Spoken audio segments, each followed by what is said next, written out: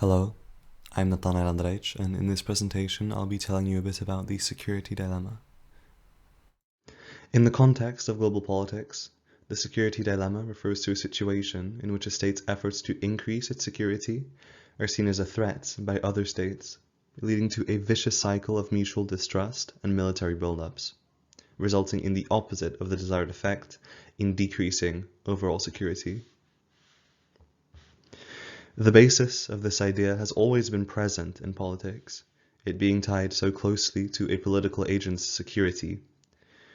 But as globalization spread, and the threats to security grew bigger in proportion with humans' capacity to threaten it, the security dilemma became a much more pressing issue, regarded with urgency in the international community. A good example, where this was taken to its absolute extreme, was after World War II, with the development and use of the nuclear bomb and the nuclear arms race that took place between the USA and the USSR during the Cold War. The situation was as such. The US were the only ones in possession of nuclear weapons, the destructive potential of which had just been showcased in Japan during World War II. The Soviet Union felt very threatened by this and rushed to develop their own nuclear weapons.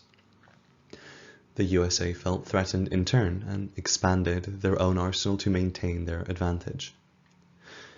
This was an unpleasant cycle that led to both countries having absolutely copious amounts of nuclear weapons, and only ended when the Soviet Union collapsed in 1991 and left a looming threat of nuclear war felt until present day. It is also very important to see the limitations of this idea of the security dilemma, the first of which being its emphasis only on military response, or its adherence to the notion that a state's security is tied mostly to its military strength. When this is not the case, threats and responses to security do not have to be military in nature.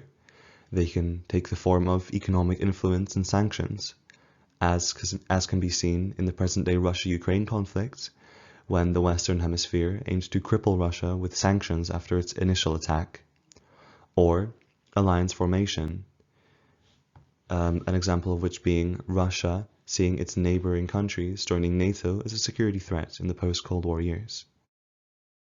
This leads well to the second limitation, being its focus on a state's individual security. The state's concern for its own security can be shifted to a more powerful or supranational organization.